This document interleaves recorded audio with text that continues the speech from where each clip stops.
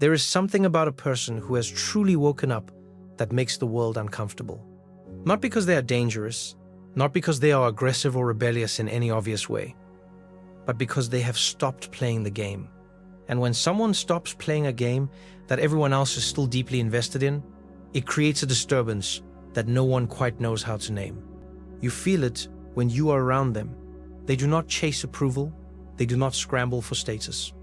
They do not live in a constant panic about the future. And instead of admiring this, most people find it threatening. Because the person who has woken up is a living reminder that the life everyone else is struggling to maintain might not be as necessary as they thought. Alan Watts understood this better than almost anyone. He saw that society is built on a very specific illusion.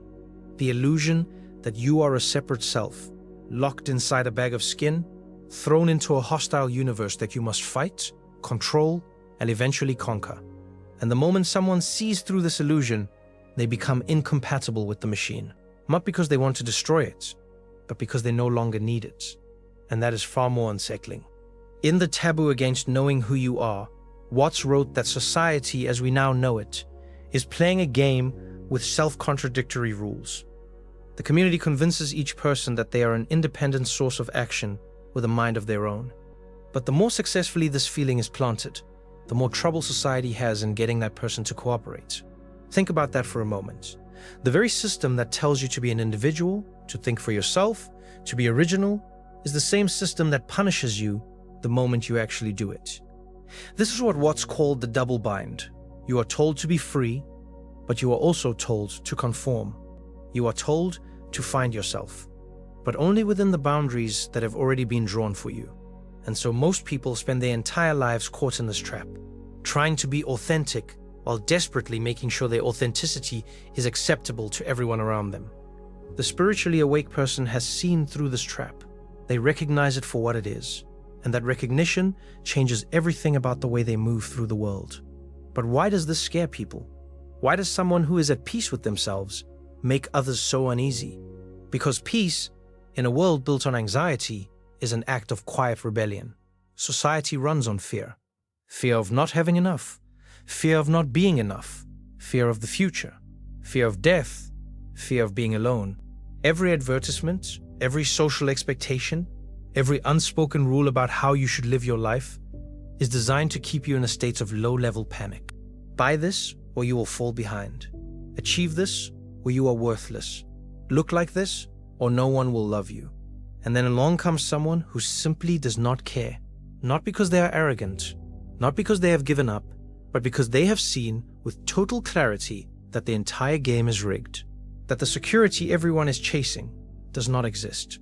That the future everyone is planning for is a mirage. Watts said something in The Wisdom of Insecurity that cuts right to the heart of this. He said that unless one is able to live fully in the present, the future is a hoax. There is no point in making plans for a future which you will never be able to enjoy. When your plans mature, you will still be living for some other future beyond. You will never be able to sit back with full contentment and say, "Now I have arrived." Read that again. Let it land. Because this is exactly what the awakened person has understood. They have stopped chasing the horizon. They have stopped living for some imaginary point in the future, when everything will finally be okay. They have realized that the only place where life actually happens is right here, right now. This breath, this moment. And this is terrifying to a society that needs you to keep running.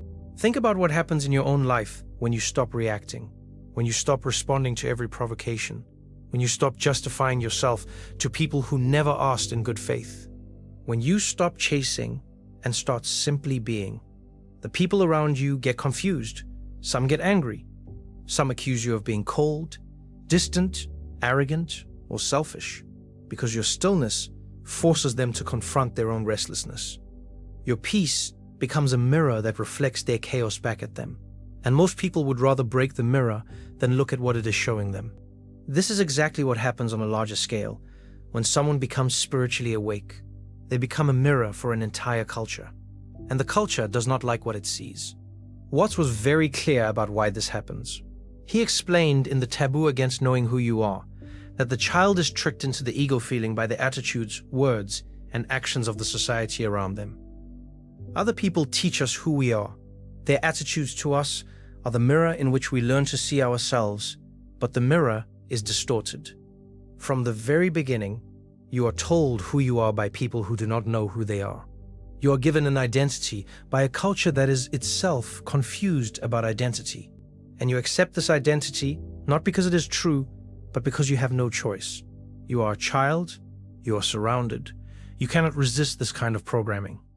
But the awakened person has begun to see through the programming.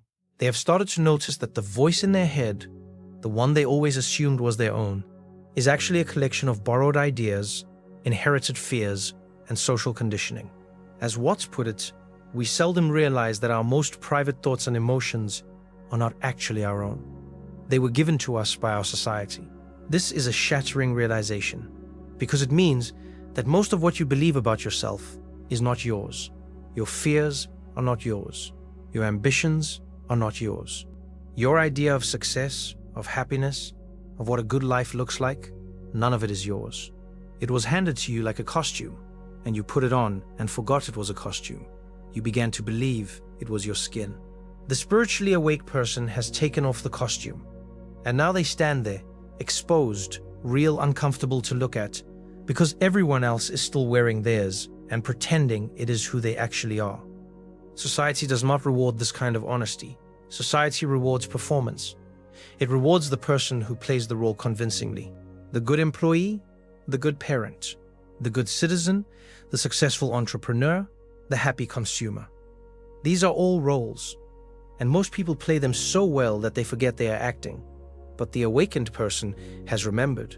They have stepped off stage, not to abandon the world, but to see it clearly for the first time.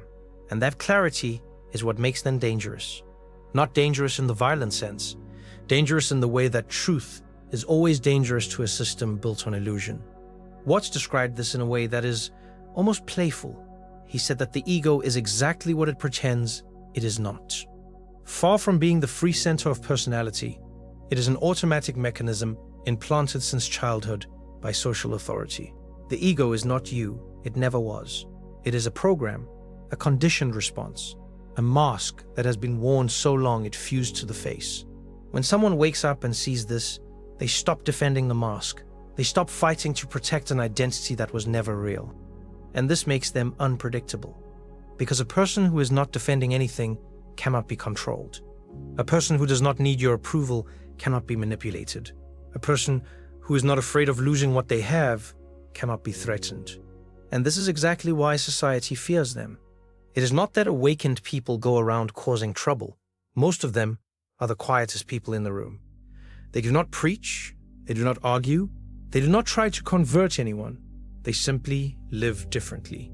And that difference, that quiet refusal to participate in the collective anxiety, is felt by everyone around them. You have probably experienced this yourself. There's always someone in a group who seems strangely calm in the middle of chaos. Someone who does not get pulled into drama. Someone who does not react when everyone else is losing their minds. And instead of admiring that person, the group often resents them. Because their calmness implies something that no one wants to hear. That the panic is optional. That the drama is manufactured. That the crisis everyone is so invested in might not be as real as it seems. Watts wrote in The Wisdom of Insecurity that the desire for security and the feeling of insecurity are the same thing. The more you chase safety, the more afraid you become. The more you try to control the future, the more out of control you feel. It is a loop that feeds itself endlessly, and the awakened person has simply stepped out of the loop. They are not better than anyone else. They have not reached some higher level. They have simply stopped doing something that everyone else is still doing. They have stopped pretending that the separate self is real. They have stopped believing that they are isolated egos, trapped in bodies fighting against a hostile universe. And in that stopping, something opens up. A spaciousness, a freedom, a way of being that does not depend on circumstances. Watts described this beautifully. He said that when you know for sure that your separate ego is a fiction, you actually feel yourself as the whole process and pattern of life. Experience and experiencer become one experiencing. known, and knower become one knowing. This is not mystical nonsense. This is a direct description of what happens when you stop maintaining the illusion. When you stop holding up the wall between yourself and the world disappears, and you realize it was never there to begin with. You were never separate. You were never alone. You were never a stranger in a strange land. You were the land itself, pretending to be a stranger. And this is the deepest reason why awakened people scare society, because they remind us of something we have all forgotten, something we were made to forget, that we are not isolated fragments thrown into a meaningless void, that we are the universe itself, looking at itself through billions of eyes, experiencing itself through billions of bodies, that the separation between you and the world is a trick of language, a habit of thought, a spell cast so long ago that no one remembers it being cast. Watts put it directly: when this is not recognized, you have been fooled by your name. Confusing names with nature, you come to believe that having a separate name makes you a separate being. This is rather literally to be spellbound. We are all under the spell. The awakened person has broken it. And a person who has broken a spell is always threatening to those who are still enchanted. Because the enchanted person does not want to be woken up. They want to keep dreaming. They want to keep believing that the costume is their skin, that the role is their identity, that the game is real. And so society pushes back. It labels the awakened person as eccentric, impractical, irresponsible, out of touch. It asks, but how will you make a living? But what about your career? But what about your reputation? As if these things were more real than the breath moving through your lungs right now. As if a job title were more real than the fact that you are alive, that you are conscious, that you exist in this astonishing moment. Watts saw through all of this. He understood that our entire education has deprived us of the capacity to live in the present, because it was always preparing us for the future instead of showing us how to be alive now. And this is the quiet revolution of awakening. It is not about rejecting society or burning everything down. It is about seeing clearly, seeing that the emperor has no clothes, seeing that the game was invented and that you do not have to play by rules that were designed to keep you anxious, obedient, and asleep. The spiritually awake person does not fight the system. They simply stop feeding it their energy. They stop giving their attention to things that do not matter. They stop sacrificing the present moment on the altar of some imaginary future. And in doing so, they become free.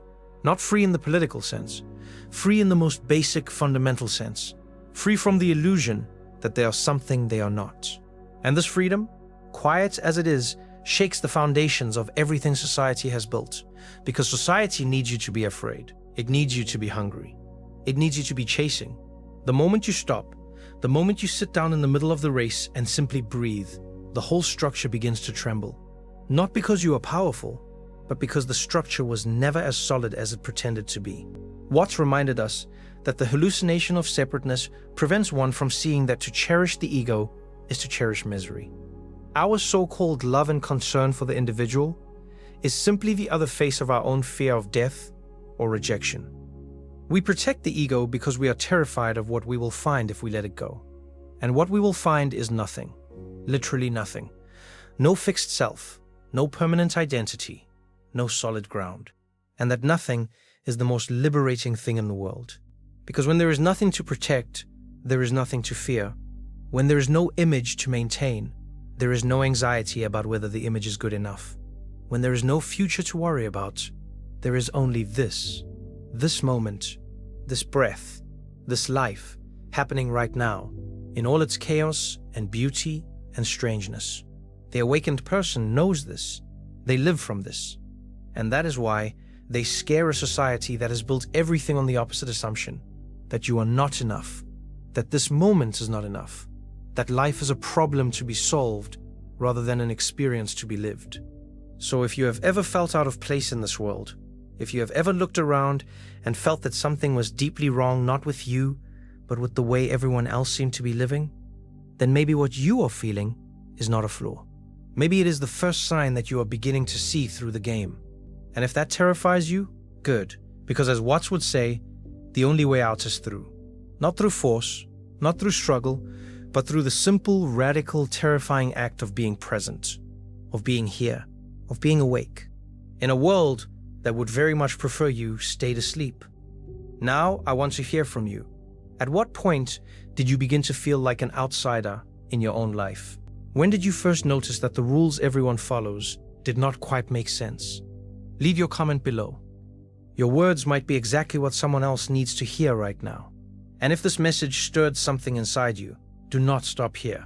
The next video goes even further into this. It is important. I will see you there.